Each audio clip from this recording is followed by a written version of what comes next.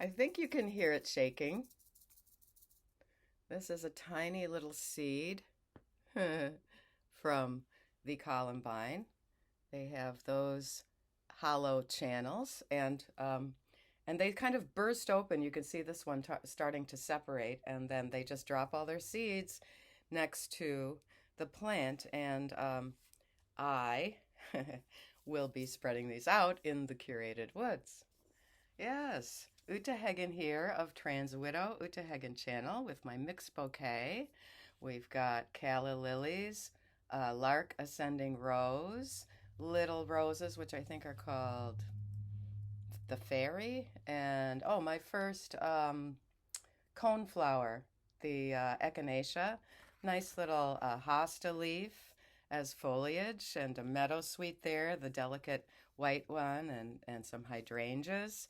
And so that's what I've got, and it's going to grace us on the side of the screen. I like to have these beautiful flowers to contrast with some of the terrible stories that I'm about to uh, bring forth as a trans widow testimony. Now, I had an interesting interaction. I've had this a couple of times with the people at Women's Declaration International, and I was trying to persuade them that if we try to reach out and gather information from trans widows that we have, vetted, and we pretty much are sure they're not a troll and this really happened, and we explain the importance of stating exactly how it felt, what it was, what your experiences were, without embroidering or exaggerating, then I believe that when we have as many as 100 trans widows stating just matter of fact, did he choke me? Uh, yes or no? Or did he insist that the children call him mom? I think I will probably separate out the trans widows who are mothers and the ones who are not, so that we can say how many who were mothers or what percent who were mothers had this kind of impossible demand that you give up your sole claim to motherhood, and he's going to say he's Mama Daisy or something like this. Now, this is Lavinia. Lavinia is a name from the Shakespeare play Titus Andronicus. And she's a rather young trans widow who was together with this guy for about 3 years. She later found out from other ex uh, girlfriends or ex uh, exes, you could say, that he pulled the same nonsense with them. Now, it's my understanding that they did get married over the course of that 3 years. So she had to go through the legal divorce. Now she's over in the very deep blue liberal West. And so she also has to deal with a social group who glorifies him and who don't care to hear any warnings. They don't care to hear any details because he is the sacred, glorified person. So uh, we're going to call him Stuart. So Lavinia and Stuart. Now, let's see. They met 4 years ago through work, which was some kind of work in the performing arts, and a friend had introduced them. So I assume that person is not much of a friend anymore. uh, and very soon after they started getting involved, physical aspects of the relationship came up. And after some time of, probably sexual intercourse or something, in kind of the middle of the night, he says, I want you to be my girlfriend, but I'm not sure if I can give up men. So now, when young women are saying this, we have to absolutely be supportive of them and don't say, well, I could have told you so. Why didn't you just get up and leave right then? Because there's so much acceptance of uh, polyamorous and alternative kind of relationships. And apparently, he later made like he was giving up all others, and they did eventually get married. Um, and he claimed to be working in therapy regarding his addiction to pornography, which he was indulging in on a daily basis, and particularly that obnoxious one, which is called hypno sissy porn. And that is the same pornography as this autogynophilia. It's a man who is ideating that he is actually physically in a female body, and for some reason that is particularly arousing to him. She has gotten out over a year ago. I want everyone to know about that. She is working in therapy to get over the trauma that all of the abuse caused her. And, you know, as I've said, typically we do get PTSD. I have to still, I assume that she has PTSD, but I have to still communicate with her about whether a professional has diagnosed her with that and whether the typical,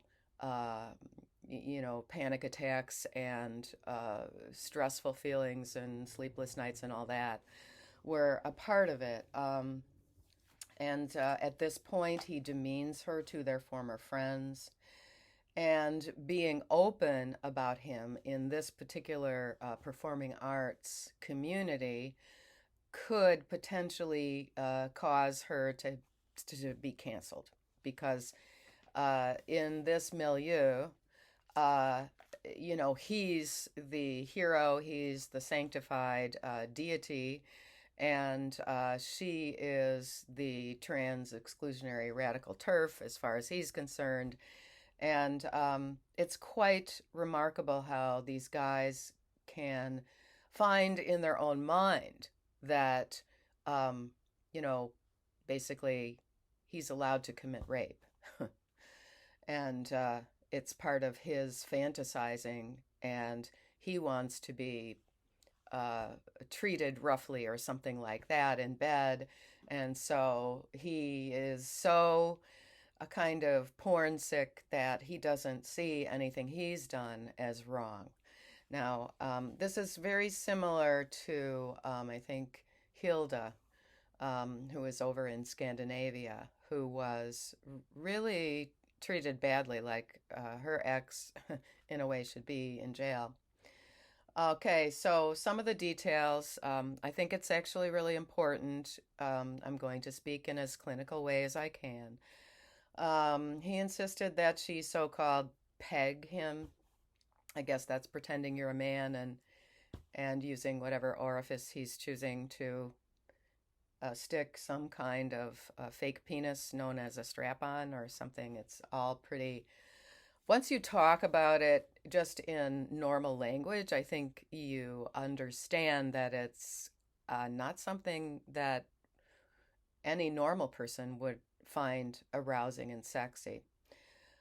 He called his penis his clit, um, and he gave soul crushing excuses for this kind of boundary violations. And this uh, is typically sanctified and excused and stuff by the therapist because the guy is not honestly saying, you know, what he's doing and the ways in which he's violating his female partners or wife's, comfort and boundaries. Um, Lavinia says she tried to make transition work. This is, the pressure in particularly the younger generation. They it's all gaslighting and excuses, and but you haven't tried it if you don't go along with this, and you will get called traditional in a negative way, like I was. I'm Whenever I hear these stories, I am very grateful to my younger self that I uh, didn't uh, acquiesce to any of these kind of requests. Um, there was physical, sexual, emotional, and financial abuse. He stole money from her. And then he has the gall. I mean, this is the most gaslighting, deceitful thing to say. He starts claiming to her in a marriage that he doesn't want to feel responsibility towards engaging in foreplay and intimacy in which she is going to be fulfilled and come to orgasm or something like that, because her body and her sexual response, her femininity triggers him. It triggers his dysphoria because obviously he knows that he's inauthentic and she's an actual woman. So, oh, and he involved her in this by details like um, having her be his makeup artist. And so this is, the gaslighting that can happen when you're in a very trendy milieu. And Lavinia really went through the mill, she went through the ringer, and she found this channel, she found this community. And I am going to continue with more details of what happened to her. But basically, she was physically and sexually assaulted. So, out of about 3 dozen of us, that means that about 6 of us were either physically assaulted or sexually assaulted. I can't say that I was physically assaulted or sexually assaulted. I believe that I was sexually harassed by Nettie's therapist, Ruth the charlatan, because she suggested all these things that I'm supposed to do, but I I just point blank let him know that I'm not interested in this, and I didn't let him go so far as to make specific suggestions. Oh, I have to tell you, I'm seeing like three great spangled fritillaries fluttering around and chasing each other in the garden. So, Lavinia and all young adults, adult women who have been lured into this kind of narcissistic abuse and who feel that they're going to get canceled in important work that they do if they tell the story honestly. So they come to me, they come here and uh, ask for these details to go out in my voice. Now, Nettie accused me of assaulting him. That's one of our 20 questions. I do feel that it's very important. I know that we can be accused of making this up. We're always accused of making this up.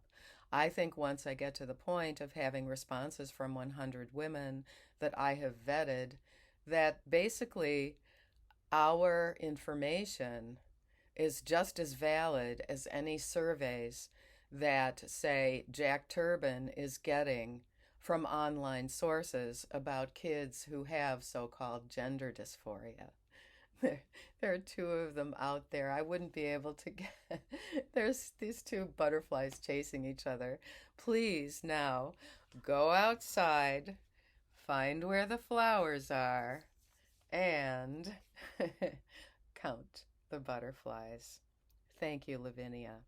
Thank you all.